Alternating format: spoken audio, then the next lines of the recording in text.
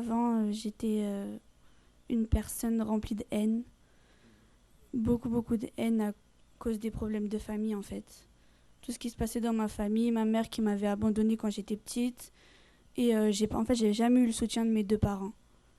Mon père dans les vices, l'alcool, et ma mère, pareil aussi. J'avais pas de soutien de mes parents, j'avais que le soutien de ma sœur. Et avec que elle, en fait, qui était là pour m'aider, quoi. Comme j'étais, on va dire, ma famille n'était pas avec moi. Enfin, ils étaient avec moi, mais sans être là. Et ben, oui, la mauvaise révolte, comme vous avez dit, par la cigarette, tout ça, je commençais à fumer, à faire un petit peu n'importe quoi, quoi. J'étais vraiment dans le monde. Je me taillais les veines. J'ai fait, oui, les chaînes de prière déjà le vendredi pour la délivrance. Et le mercredi, dimanche pour recevoir le Saint-Esprit, tout ça. Et surtout les 21 jours. Les 21 jours. Les 21 jours. Et c'est vraiment dans ces 21 jours, les derniers, là, que j'ai eu vraiment la réponse. Aujourd'hui, je suis totalement transformée. Dieu, il m'a transformée, vraiment. Quand je suis venue au centre d'accueil, j'avais ma vie totalement détruite, malade, envie de suicide. Après, Dieu, il a béni, il m'a transformée totalement. Et vu que Dieu, il avait déjà transformé ma vie, j'ai voulu faire part à ma mère, en pensant qu'elle allait accepter. C'était tout le contraire. Elle n'a pas accepté. Au contraire, elle m'a vraiment empêchée de suivre Dieu. En ce moment, quand elle a...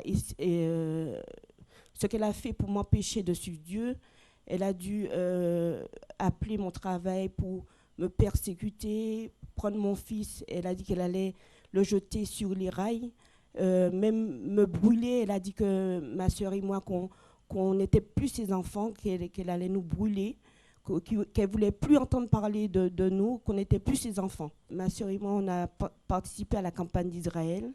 Et même comme ça, le même jour qu'on a déposé notre sacrifice sur l'autel, notre père, il nous appelle, il nous dit que notre mère veut le tuer. Comme elle n'a pas pu, elle s'est ouvert les veines. Mais Dieu n'a pas permis et Dieu a transformé. Maintenant, elle est au centre d'accueil universel. Elle est totalement transformée. Elle dit qu'elle veut faire quelque chose pour Dieu, elle ne sait pas quoi. Bonjour à tous et bienvenue dans votre émission France en direct. Vous qui nous regardez partout ailleurs dans le monde, nous sommes venus vous apporter une parole de vie. Et aujourd'hui, les choses sont difficiles. C'est pas parce que nous n'osons pas, mais parce que vous n'osez pas, c'est pour ça que les choses sont difficiles. La personne qui ose, elle va savoir si au bout de ce résultat, si au bout de cette attitude qu'il va prendre, au bout de cet objectif, si il peut l'atteindre ou pas. Mais il y a des personnes qui n'osent pas, c'est pour ça qu'ils n'arrivent pas à aller de l'avant. Alors c'est pour ça que France en direct est là pour vous montrer le chemin, pour vous diriger, pour vous apporter quelque chose en vous et pour réanimer la foi qui se trouve à l'intérieur de vous. Alors si vous voulez venir nous rejoindre ici au 254 rue du Faubourg Saint-Martin, Paris 10e, vous êtes les bienvenus et vous pouvez emprunter la ligne de métro 2, 5 et 7 et descendre à Stalingrad.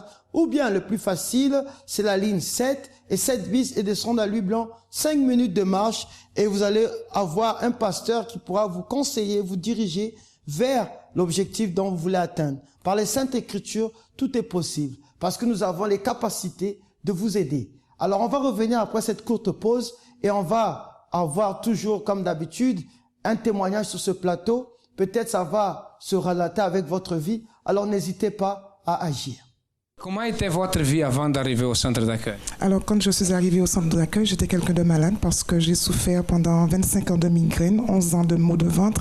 J'avais une vie financière chaotique. Vous aviez quel type de problème de santé? J'avais la migraine.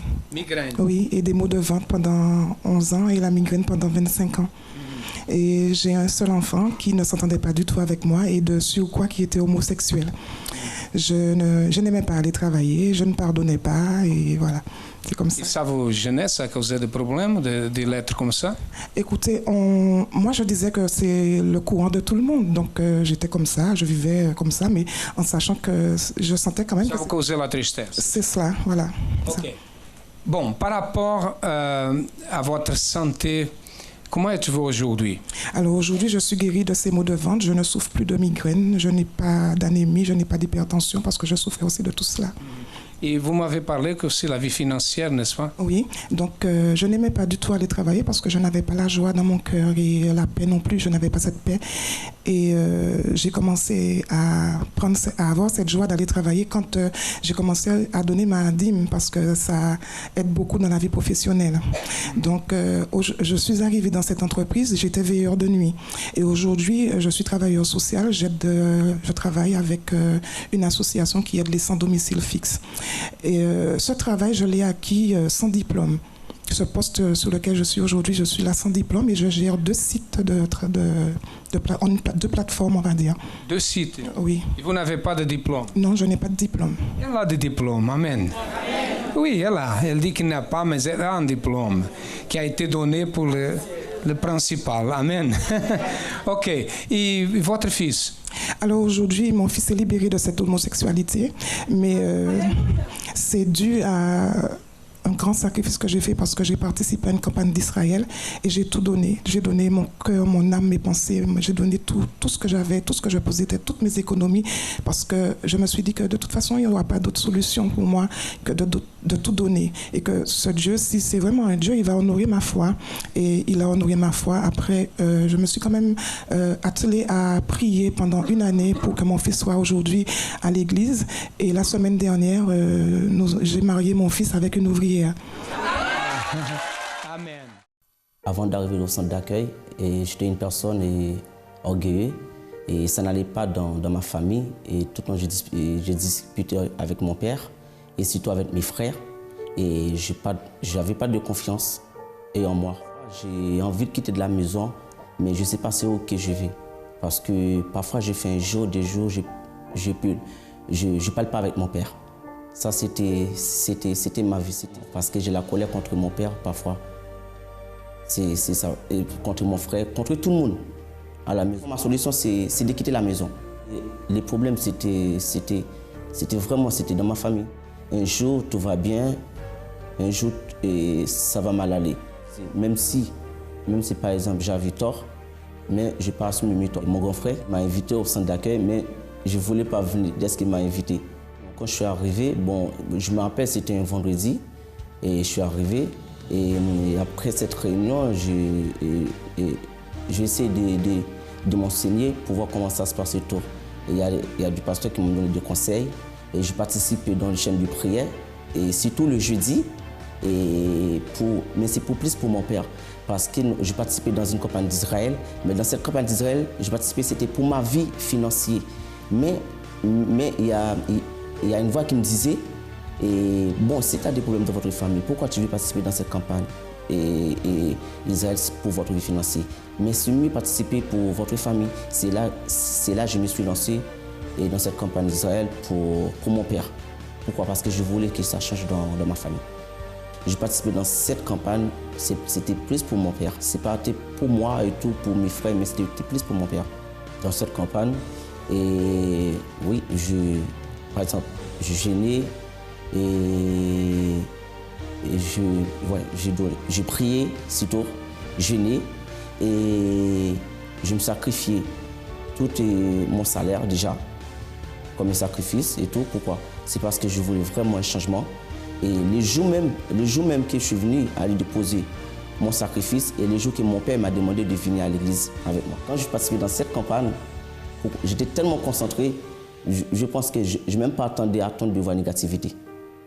Et tout ce qui vient dans ma tête, c'est déposer, aller jusqu'au bout. Le jour même que j'ai déposé mon sacrifice, mon père me demande de venir. Franchement, il y a un grand changement par rapport à lui. Et il vient maintenant à l'église. Il est 24 sur 24 à l'église. Il vient lundi jusqu'à dimanche à l'église et tout. Et là, même le samedi, il est là pour évangéliser. Dieu il a vraiment transformé sa vie. Et franchement, quand je vois de lui, franchement, je suis fier. Je suis fier parce que, franchement, je vois vraiment le changement à l'intérieur de lui. Ça se passe très bien. Ça se passe très, très bien à la maison. Il n'y a pas de dispute, je n'ai pas de colère, je n'ai pas donné à mon père. Là, maintenant c'est lui qui nous pousse d'aller à l'église maintenant. Là, franchement, c'est là vraiment que je vois que Dieu a vraiment transformé sa vie. Aujourd'hui est le jour pour la famille. nous dédions nos orientations pratiques dans une intercession en faveur de ceux qui passent par des conflits familiaux. Si cela est votre cas, cette conférence est pour vous. À 7h, 10h, midi, 15h et 20h. Vous pourrez participer aux différents horaires et bénéficier des orientations pratiques et objectives. Centre d'accueil Paris, 254 rue du Faubourg Saint-Martin, 75 010 Paris. Ou dans l'un de nos centres d'accueil le plus proche de chez vous. Informations sur notre ligne Ami 24h ou sur le www.centredaccueil.net. Comme vous savez, tous les jeudis au centre d'accueil, nous prions pour la famille. Et si vous avez des problèmes familiaux, par exemple des enfants qui sont dans les vices, dans la marginalité, ou peut-être dans une certaine rébellion, ou bien des enfants qui sont peut-être têtus, ou bien un mari avec votre mari ou bien votre épouse, il y a des problèmes, n'importe quelle situation. Alors ce samedi aussi, j'en profite de vous annoncer ça. Nous avons un grand événement qui va se faire dans l'un de nos centres d'accueil, 55 rue du Strasbourg, 93 200 à Saint-Denis. Alors c'est ce qu'on appelle le sexe dans un mariage blindé. Et pour ceux qui veulent en savoir plus, vous pouvez appeler le 01 53 35 85 12 et il y aura une personne qui pourra vous renseigner à travers cet événement qui parle de la vie sentimentale, de la vie maritale, si je peux dire, et même dans le lit conjugal. Alors c'est très important parce qu'il y a beaucoup de gens qui n'arrivent pas, qui s'aiment et qui sont toujours ensemble, mais ils n'arrivent pas à rester ensemble. C'est comme s'il y a un chien et un chat qui n'arrivent pas à se mettre ensemble et pourtant ils s'aiment. Alors venez découvrir et je sais que vous allez voir. J'ai monsieur David ici avec moi. Bonjour monsieur David. Bonjour pasteur Dominique. Et il est là avec nous. C'est sûr que avant d'être venu au centre d'accueil, vous avez des ambitions, vous avez des objectifs à atteindre, mais par quelques moyens, ça a été difficile de les atteindre. Oui, tout à fait. Quand je suis arrivé au centre d'accueil, maintenant, à la rentrée, ça donnera 11 ans que je viens ici à Paris. Et quand je suis arrivé, c'est quelqu'un qui m'avait convié et la personne qui m'a amené n'est plus jamais revenue. Et moi, je suis resté parce que j'ai toujours été dans la foi, j'ai grandi un petit peu très jeune à côté d'une église. Alors bon, j'aimais bien tout ce qui était chrétien, tout ce qui était foi. Alors je pratiquais déjà. Alors du coup, quand j'ai connu l'église, j'ai tout quitté. Alors des églises que j'allais souvent, l'église Saint-Eustache, enfin des églises où j'ai habité. Et en arrivant en France, je me suis dit je vais continuer dans cette spiritualité. Et quand j'ai connu le centre d'accueil, ça m'a carrément parlé et je me suis dit bon je reste ici parce que je suis bien et ça m'a apporté énormément, aussi bien dans ma vie professionnelle, dans ma vie avec les relations familiaux, les relations professionnelles, dans la mesure où moi j'avais décidé depuis très jeune de toujours être entrepreneur et chef d'entreprise afin de pouvoir être à mon compte. Voilà. Donc, là, vous êtes entrepreneur, mais quand vous êtes arrivé au centre d'accueil, est-ce qu'il y avait des obstacles, des difficultés quelconques? Ah oui, il y avait des obstacles. Parce que quand on est entrepreneur, forcément, il y a des obstacles. Parce que quand on parle d'entrepreneur, on parle de risque. Oui, tout à fait. Alors, c'est le mot, je crois que c'est des mots vont ensemble, entrepreneur égale à risque, hein, parce que bon, quand on investit ou quand on développe une activité, et depuis le 1er janvier de cette année, par rapport à mon business où j'ai pris, ou depuis je maintiens, je suis en développement d'activité avec des fonds européens. Alors d'où maintenant il y a plus de rigueur, il faut plus de personnes, j'ai fait des embauches, ou qui me permet d'avoir une activité ample, et avec une amplitude horaire un petit peu plus souple, mais avec plus de rotation d'activité. Dans la mesure, sur mon business, je fais toute une partie en conseil et toute une partie aussi formation, c'est-à-dire bon, tout ce qui est stratégie, organisation, restructuration, en hôtellerie-restauration, également la formation des jeunes. Et vu qu'avant d'être venu au centre d'accueil, c'était un commencement, et il n'y avait pas de contrat, il n'y avait rien qui se passait. Il n'y avait rien qui se passait, j'avais l'idée, mais je me disais tout le temps, il faut que je monte ma boîte, il faut que je monte ma boîte, il faut que je monte ma boîte, et je restais pendant des années indépendant, avant de monter ma structure. Et quand je suis arrivé au centre d'accueil, j'ai fait des chaînes de prière le lundi pour la vie professionnelle. J'ai dit, mon but, c'est ça, mes objectifs, c'est ça. Et je me suis donné des étapes et je venais tous les lundis, je fais des chaînes plusieurs fois.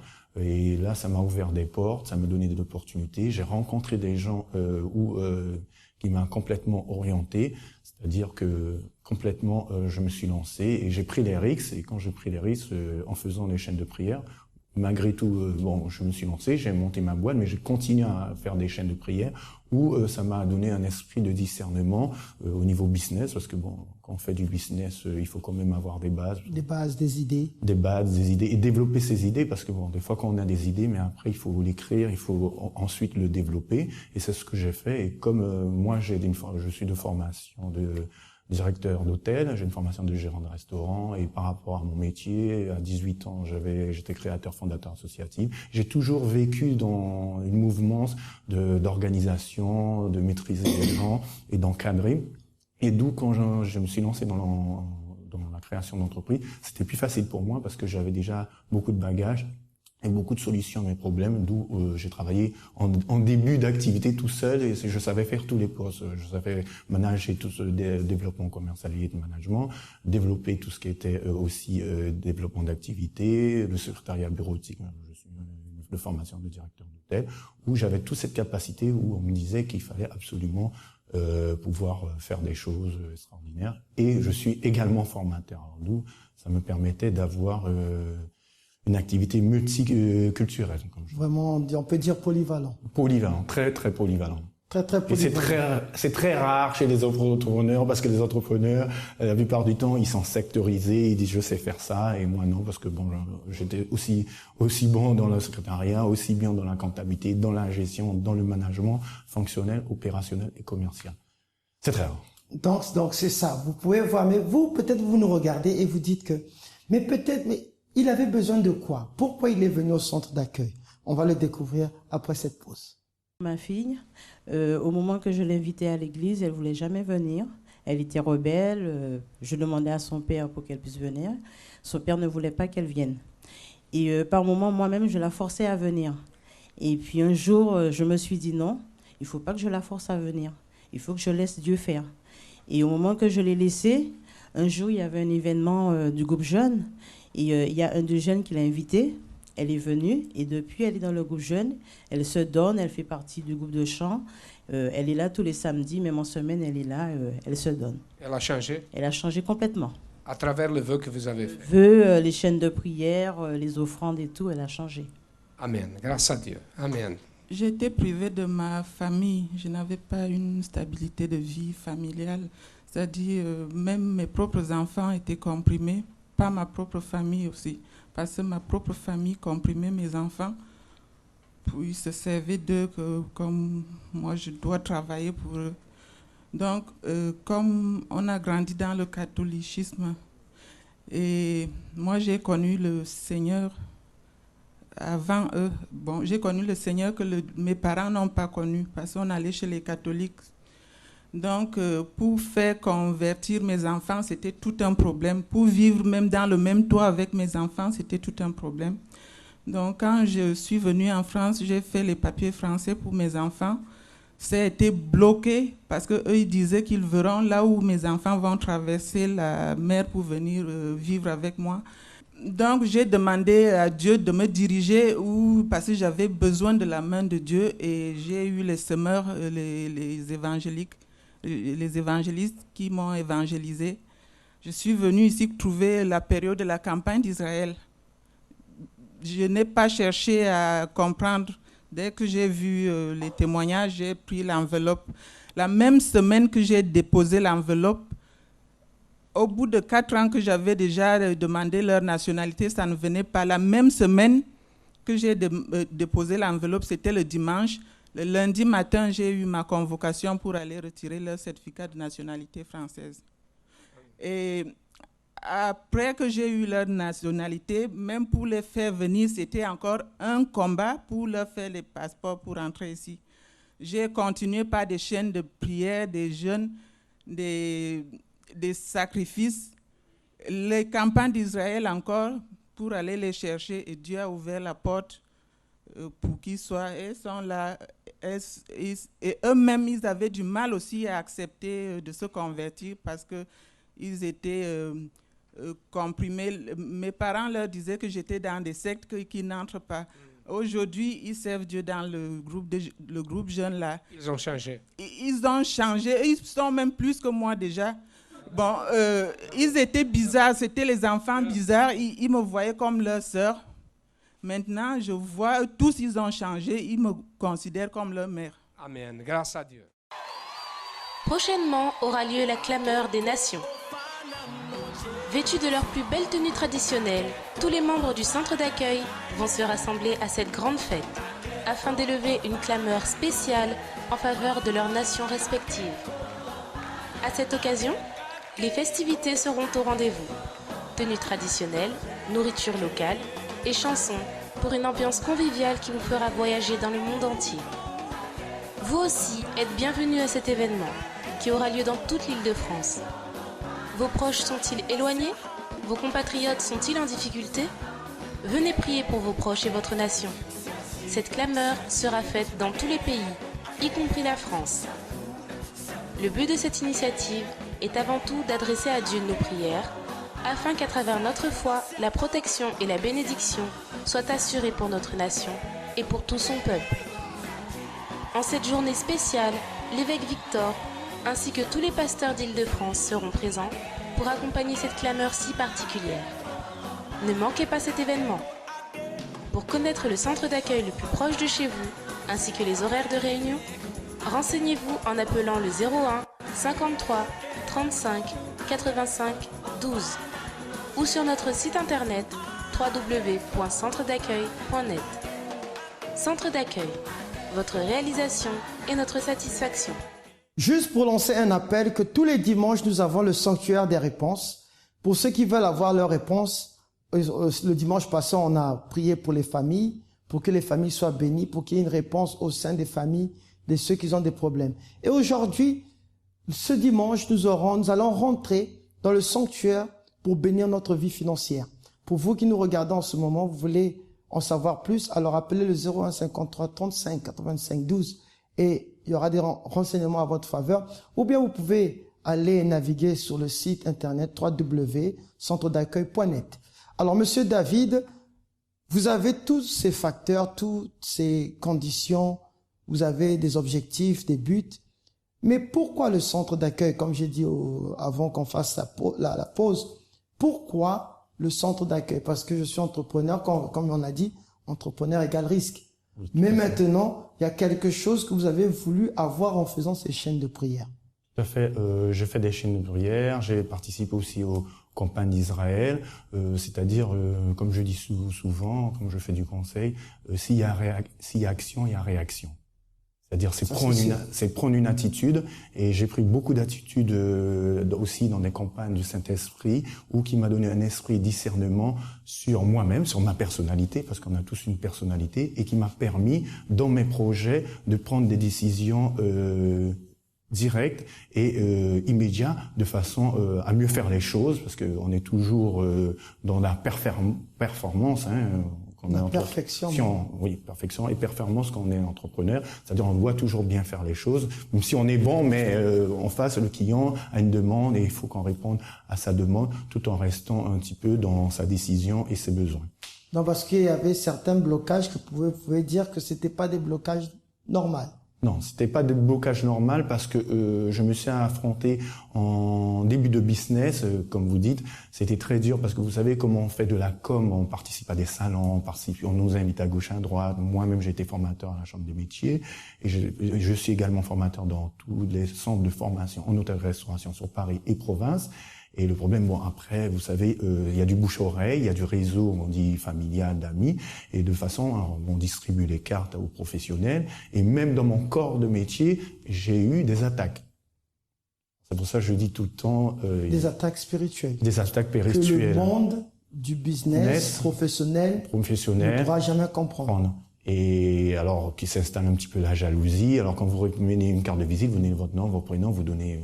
en quelque sorte, comme je dis, l'ADN, et des personnes se permettent de... Parce que bon, si Vous savez, quand vous avez du succès, les autres ont toujours envie de voler votre succès et ne comprennent pas pourquoi eux, ils ont plus d'années et ils prospèrent pas. Et moi, j'ai peu d'années au niveau de mon cabinet et je prospère d'année en année. Et ça continue et je me développe et ça poursuit. C'est pour ça, depuis que je suis dans le centre d'accueil, mon but, c'est de pouvoir toujours continuer dans ce but-là. Et quand j'ai participé à ma première campagne d'Israël, c'est au tout début, ça a été la première chose que j'ai demandé. J'ai dit, je mets tout sur l'autel, mais une seule chose que j'ai dit, donne-moi un esprit de discernement jusqu'à la fin de mes jours pour tout ce que je veux faire. Et là, à force de pratiquer et d'être toujours dans se renouveler, parce que bon, il faut renouveler comme on apprend au centre d'accueil, il faut toujours se renouveler soi-même par le Saint-Esprit, par ce qu'on est nous-mêmes. Et je le fais tous les jours, tout le temps, et je viens participer à la réunion, malgré j'ai un agenda entre guillemets de ministre, voilà, très musclé, et depuis quelque temps j'ai du mal à venir, mais je me donne des objectifs, je dis je vais venir quand même, je viens tel jour, même si je reste une demi-heure, je m'en vais, mais c'est tout ce qui m'a aidé, et d'autant plus il y a le résultat, parce qu'aujourd'hui je suis au Fonds européen avec mon cabinet, et de toute façon je vais continuer, et je vais encore faire d'autres choses dans d'autres secteurs d'activité. Comme étant polyvalent, donc il va aller plus loin. Alors, qu'est-ce que le centre d'accueil représente pour vous? La victoire. La victoire. Juste la victoire et la paix. La victoire et la paix. Alors, vous qui voulez venir recevoir cette paix ou être un homme de victoire, parce que aujourd'hui, Monsieur David, c'est le succès, il est là. Mais maintenant, avoir le succès, un homme de succès est différent d'un homme qui a de la valeur. Un homme qui a de la valeur, elle est reconnue des autres. Comme il a dit qu'il y a beaucoup de gens qui voulaient voler ses idées, qui voulaient voler son succès. Mais avoir le succès, ce n'est pas assez. Il faut être une personne de valeur, parce que la valeur, elle est reconnue. Et aujourd'hui, le succès aussi est reconnu, mais ce n'est pas ça. C'est pas une vraie valeur des choses. Alors, vous qui nous regardez en ce moment, si vous avez des objectifs, vous êtes ambitieux. Ça, c'est le mot. Être ambitieux. Vous avez des objectifs, vous avez un but, vous avez un rêve. Alors, tous les lundis, comme je suis sûr, Monsieur David participe, tous les lundis dans notre conférence que nous avons financière, avec aussi, sans oublier, des prières, des propos, des défis qu'on relève, afin que vous puissiez voir votre vie se matérialiser, votre vie financière, professionnelle, à atteindre un haut niveau. Alors, venez faire confiance en Dieu, et je sais que Dieu va vous bénir dans tout ce que vous allez entreprendre. Quant à moi, je vous dis à demain, toujours à la même heure, et que Dieu vous bénisse.